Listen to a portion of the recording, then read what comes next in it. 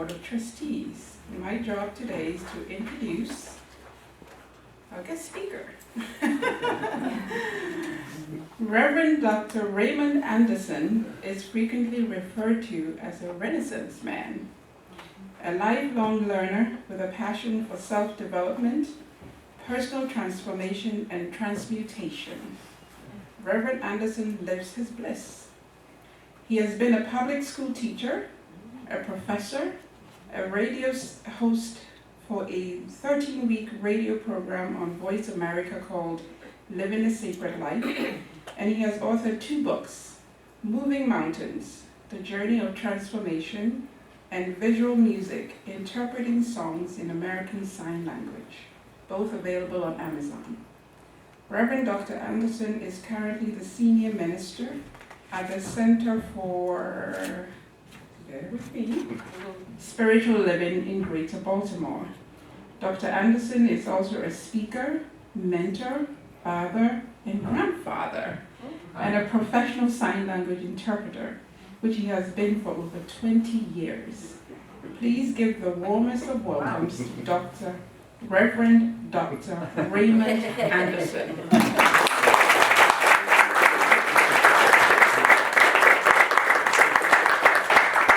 Thank you very much. So how are you today? Great. I feel Yeah. Carol looked at me like, yeah, I didn't believe that either. So, I don't know if I should warn you up front, or you want the warning up front, or you want the warning later? Up front. Up front. Okay. So as Julia told you, I used to be a public school teacher. So there are moments when the public school teacher in me comes out, where I'm going to ask questions, and I would like answers back. Because sometimes people get up here and then, so today what we're going to do, and they speak to you and they ask questions, but they're not really asking you questions. That's not me. Okay? So you ready for today? Yes. Are you sure? Yes. Okay. So, question number 1. Yeah, we're going to just jump right into it. Then we'll wait. So, this young woman just sang a song with the refrain being what? What am I here for? See, some folks are actually listening. What am I here for? So if I ask you that question, what are you here for? My mom makes me And amen. Let's go. Let's go.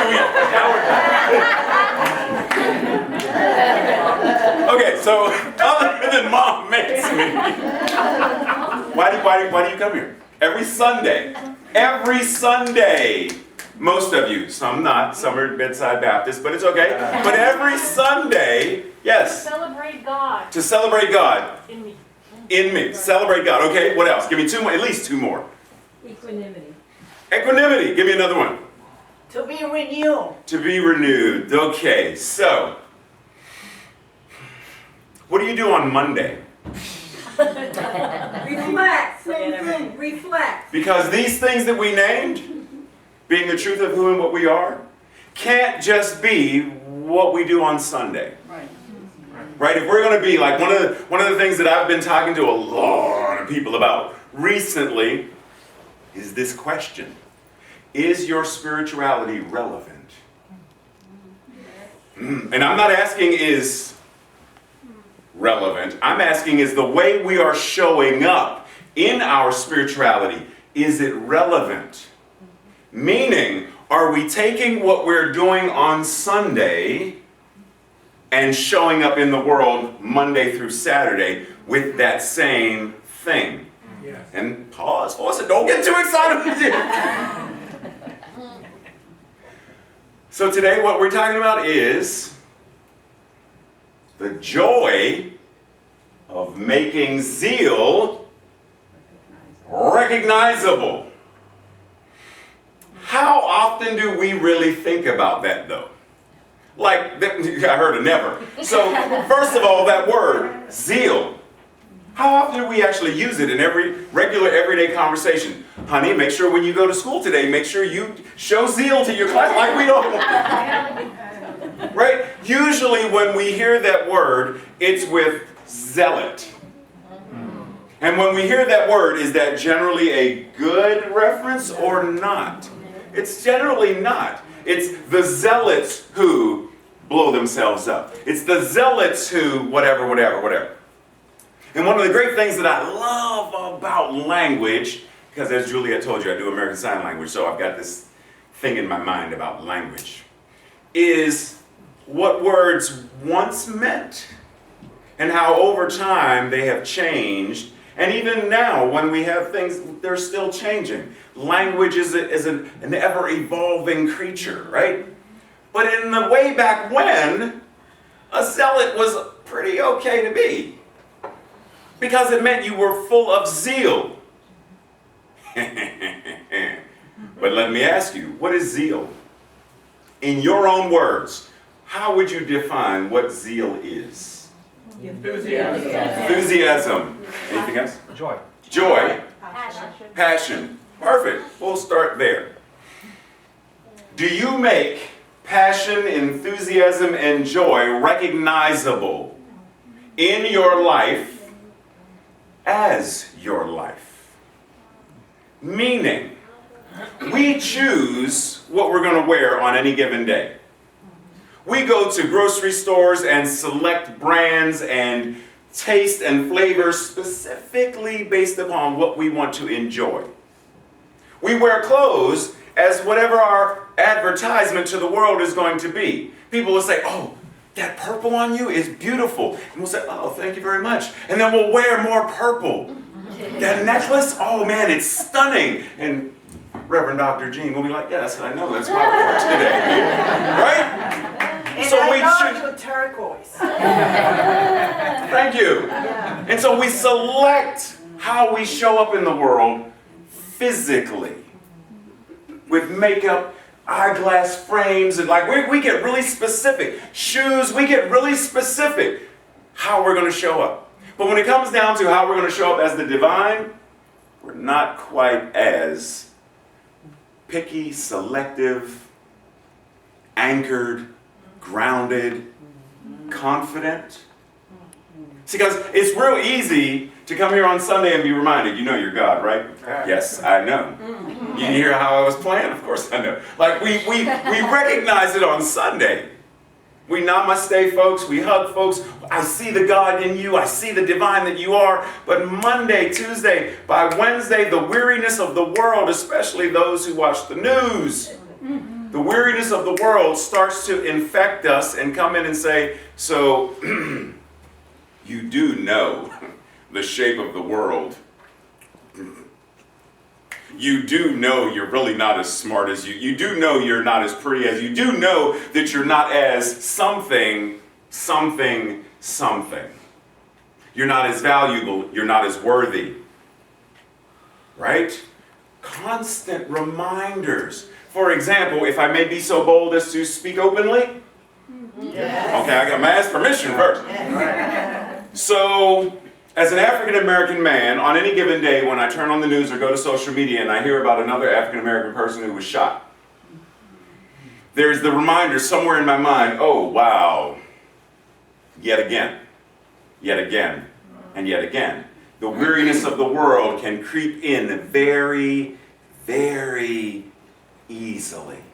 And yet, if we are going to make joy recognizable, then we have to be willing, and we're going to make enthusiasm recognizable, and we're going to make passion recognizable, then we've got work to do. You know, we say, dance like no one's watching. What if we got to the place of being so filled with love and joy, we danced like everybody's watching? Amen. Right? Like, what if we got to that point? Because we say dance like no one's watching because it says, you know, be free to do whatever you're going to do. And if people laugh, you know you're by yourself. So no, you know, do whatever you're going to do. Right? Like, it doesn't matter. Do whatever you're going to do. But what if you step forward with such boldness, you were like, I know that I clap off rhythm, and I don't care. I'm going to clap off rhythm for the world because I'm clapping off rhythm with joy, with passion, and with enthusiasm. You know, I often say, so Anybody in here ever heard of this thing called, the flu? Yeah. Or a cold? Yes. And, someone does one of these numbers, and what do? Can I use you as a volunteer for a second? Okay, someone says, hey,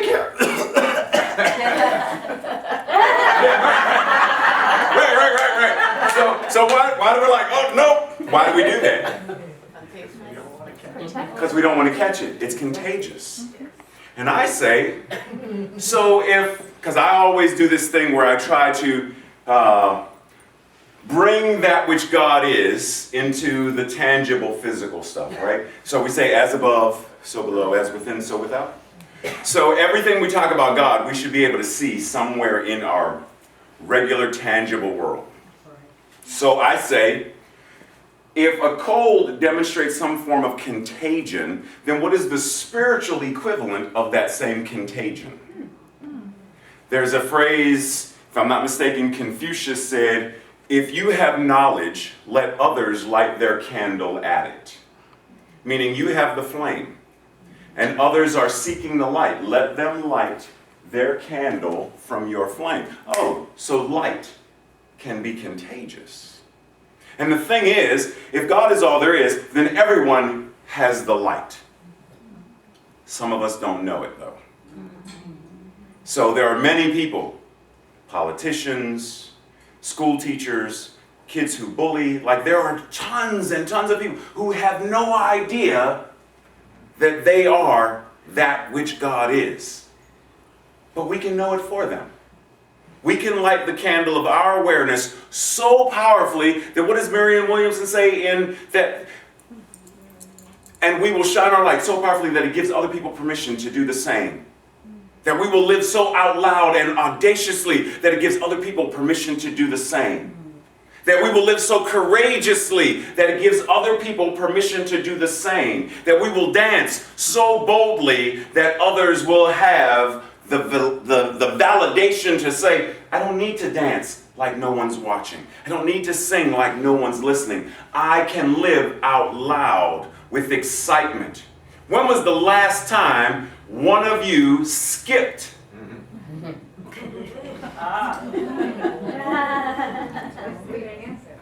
Say what? Yesterday. Oh, yesterday. Okay, at least got one. I got it too. Okay, see? So the young at heart and the young in body. But what if we all, just for a moment, did something that our youth said, I'm gonna have fun? When was the last time we had fun to the degree of, see, children have fun and play, and they don't care if it's silly, they don't care whatever, like they don't care. But we reach a certain age when we're like, oop, I have to put on. Yes, no, I don't do such silly things as that. So we hide ourselves away. Because the moment you start carrying that light into the world, someone's going to say, what is that? What are you trying to do? People try to snuff out the light. Because some people are not willing to be full of enthusiasm. And let us remember the etymology of enthusiasm, entheos, to be in God. Inspired, to have the Spirit flowing in. I mean, if I ask, what are you passionate about? Can you give me, if I were to ask, and just raise your hand, if I ask for 3, raise your hand. Could you give me 3 if I were to ask? If I ask for 7. 7 things that you are passionate about. 12. So it's pushing it, right? Some of us are pushing it when I ask for 1. What is one thing that you are so passionate about that it makes you wake up in the morning? That if someone said, who here wakes up at 6 o'clock?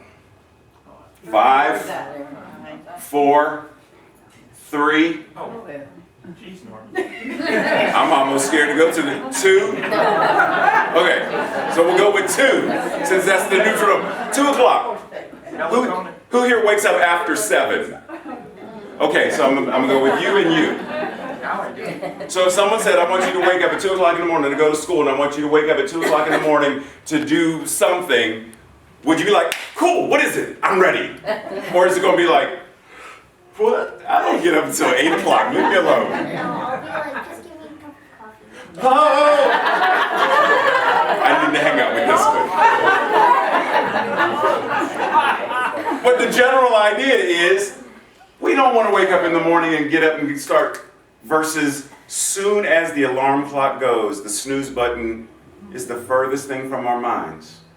That as soon as it's time to wake up, whether it's the light on our face, or whether it's the cat, whether it's the dog, whatever it is, we wake up ready to embrace life. Yes. Versus ready to roll back over and sleep more life away. See, there's a difference between sleeping to renew, to rejuvenate, and sleeping to avoid. Anyone who has had or is having the experience called depression, for years I have, for years, used to be addicted to that thing called depression, and I know what it was like to climb into that nice warm cave of a blanket and stay there for as long as humanly possible. We want to avoid. Even with our human interactions, we don't approach new people with passion and enthusiasm. Hey, hello, what's your name? Like, we don't do that because we don't want to seem like the kook. We don't want to seem like the stalker. So we approach people, hey, I really like that song. Thank you. Thank you. But why not share your enthusiasm? Yes, I do it all the time.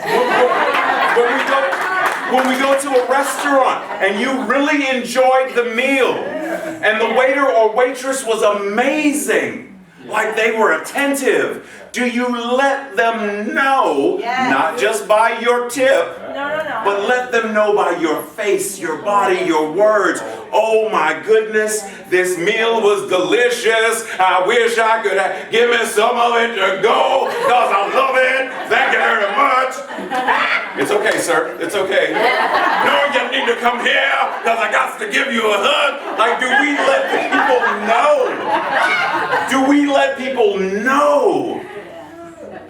You know, if we're going to talk about what this means to be excited by life, one of the things that many New Thought folks say, and we say it in CSL very often, there is one life. That life is God's life. That life is passionate. That life is amazing. That life is marvelous. That life is magnificent. And that life is my life right now. Amen. We need to claim that more often.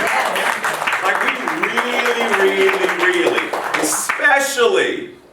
especially if this is, we can consider this a hospital, per se.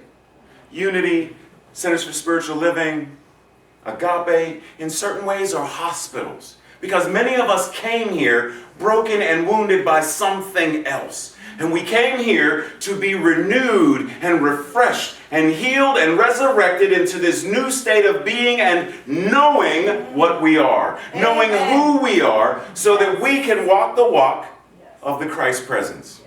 To such a degree that I often tell people, imagine, one of the spiritual powers, by the way, imagination, that everything you touch now vibrates with whatever your mind and your heart is anchored to, right? So you're at the grocery store. Everybody here does grocery store something or other? Okay. So you go to the grocery store and you're looking for cereal or coffee, not sure, but you're looking for something in the grocery store and you're like, okay, touch. But what you're angry. I'm angry at the cat, I'm angry at the husband, I'm angry at the wife, I'm angry at the boyfriend, the girlfriend, the neighbor, the something, the board president, I'm angry at somebody. I'm angry at somebody, the minister, I'm angry at the president, I'm angry. Coffee. And the vibration of that anger goes into, but it's not the one you wanted, so you put it back. But it's activated now, right? So now here comes Ray. Oh, I want coffee. Because what's your name? Lila Rain. We're going to do coffee at 2 o'clock in the morning. So I got to pick whatever coffee she likes. She likes this one. Boom. And then I go to get in line and I'm wondering, why is my mood shifting? Could it be I'm now contagioned. I'm now contagioned by somebody else's anger, frustration, grief, etc. What if we started more actively recognizing that this is the truth of who and what we are? And find more ways to anchor into that which brings us joy. So that when things happen and we come back to the hospital, that we are able to surrender this freely in the same way that if you break a bone, break an arm, you go to the physician and you freely give them your arm to wrap and put a cast on. You don't fight them on it like, no, I don't want you to fix my arm. I want it to forever be broken because that's how I golf best. Like, we don't do that. We want the arm to be mended, but the physician isn't the one mending it. They are making the conditions. This is not fixing you. It is providing the spiritual conditions by which your awareness heals and restores. Because ultimately, we have to recognize that there is nothing that needs to be healed. Only the truth of our being needs to be revealed. And the truth of our being is, zeal is a quality of God. It is an attribute of God. God is zeal. God is not zealous, just like God does not love. God is love. Right? Because it's not some anthropomorphic deity that is expressing this. It is love itself. God is not omnipotent. God is omnipotence in demonstration. There's a difference, right? This is the truth of our being. Each and every person in this room and everyone that you know on some level is vibrant. Each and every person you know on some level, whether they know it or not, each and every person you know who has ever been, who is right now, and whoever will be is that. Everybody. But do we anchor into that awareness daily? Emma Curtis Hopkins says that there's no point in trying to recognize or understand God without recognizing and understanding yourself, because we understand God by understanding ourselves. Do we do enough self-introspection, contemplation, meditation, and prayer to really know who we are from the top of our heads to the soles of our feet? From the surface of our skin to the deepest particles of quantum matter and energy. Know who you are. Because the more we know who and what we are, the more we are then able to go out there, and as people used to say, suffer the slings and arrows of, yeah, I hear you, Shakespeare, I hear you. I ain't listening right now, but I hear you. But to be able to go out there and do like, any superhero nerds in here other than me? Like Superman, Batman, okay, I got at least, okay, thank you, I got at least two. Thank you, okay, I got a couple, because... Superwoman. Okay, that works. So Wonder Woman has these things on her that do, what do? They deflect, they block, they shield. So when we go out there, we have the ability that when people say things that we don't like, yeah, I don't like black people, boom. Yeah, I don't like gays, boom. I don't like, oh, you're in that cult, boom, boom. Like whatever it is, we do not take it upon ourselves, which we often do. We take other people's nonsense. And I selected that word specifically because there are children in the room. We take on other people's nonsense like it's a gift. In the same way, can I use you a voluntary gift? Okay, so imagine that this is a crystal clear box. And you can see everything inside of it. And inside of it is a beautiful diamond and ruby and emerald encrusted bracelet. And I say, so Juliet just told me it's your birthday, and I'd like to give you this for your birthday. Ah, she put her hands out for it that time, right? So she received the gift. Now, it's the next year, same box, same ribbon, different thing inside. It's a nice crafted cat poo. But I made it specifically for you. But I want to give it to you. I saved it. But do you know how many times I've done that exact same thing? And the person took it. Knowing full well what was in it. And they took it. And I asked, why did you take it? And you know what they say to me? I was going to throw it away. why do we need to take other people's poo to throw away? It's your poo. You do your stuff with it. You go somewhere. Go. I'm not taking it, but that's what we do. And if we think about how many times are we still carrying the gift of either mom or dad or grandma or granddad or some teacher's poo in our mind of, you're not smart enough to do math. Girls will never be able to do whatever. Black people are always going to be at the back of the bus. Or whatever. And we're still carrying some residual something. We cannot live a life full of excitement and enthusiasm and passion while we are carrying the chains of pain and self-incrimination and lack and scarcity. Can't serve two masters. Either you're going to serve the one that says, oh, woe is me. Alas, poor Yorick, a man of infinite jest, I do it well. My life is just miserable. Feel sorry for me, people, feel sorry. We're either worshiping at that altar, or we're worshiping at the altar of life that says, dance and jump for joy. Sing out loud. Hum. How many of us won't even hum because we think, if I'm what's wrong with you? What are you doing? I'm humming. Why? Because if you're happy and you know it, hum a tune. Like how many of us step into and are willing to step into that? You remember that song, right? If you're happy and you know it, clap your hands. If you're happy and you know it, clap your hands. Thank you. And I would venture to say, if you're not happy, but you want to be, clap your hands. If you're knowing that there are people in the world who are not feeling happy and you want them to, clap your hands. Because what I recognize is the more we shift our awareness. How many lives did I say there were? One. There's one. There's only one life. And the other thing we say is there's one mind. That mind is God's mind. That mind is infinite and wise and and that mind is my mind now. And therefore, what is in Reverend Dr. Jean's mind, what is in Juliet's mind, what is in Tracy's mind, what is in all of our minds exists within the mind of God. And so the more I anchor into that one mind and know the truth, it then becomes a ripple effect that goes out into the world. Absolutely. So I then become ground zero for love. And joy, yes. And passion, yes. And purpose, and enthusiasm, and zeal. Yes. But we have to be willing to do the work. Yes. And that's not easy, because it means stepping out. Leap of faith. We have to be willing to look the fool, because not everybody's going to understand. And my sister can tell you, there are times when we go to the grocery store or whatever, and I jump on the back of the cart, and jump on the cart and ride the cart. And other folks are looking at like, what is that old fool doing? And she shakes her head like, yeah, he's doing it again. I laugh every day, as much as possible.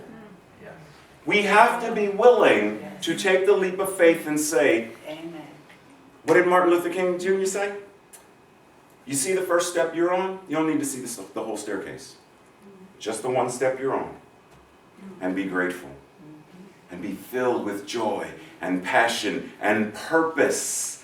Everyone is here because that which God is showing up as purpose. And whether because what we do is we measure our purpose by the world's idea of purpose. Well, you don't need to know. If you don't have a 501(k)7447 account, then what are you doing? You're never going to be able to retire. What do you mean you want to be a singer? You're not going to make any money playing music for people. Get a real job. How many times have we heard things like this? How many times do we still hear things like this? How many times do we hear things about the economy, et cetera, and we buy into it? Versus saying, but I know that there is a spiritual practice that I do, that there are unity principles. There's only God, the good omnipotent. And I am going to live with the awareness of knowing that that which it is, I am, so that everywhere I go, God goes with me. God goes through me. God goes as me. Amen. Yes. Yes.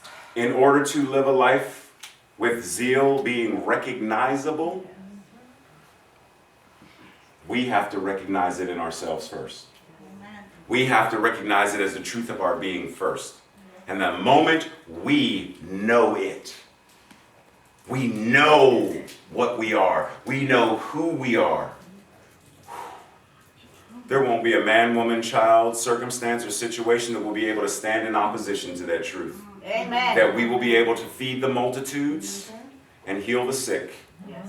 And raise the dead of consciousness to an awareness that they will also know the truth of their being as love made flesh, as zeal, as a recognizable power of God.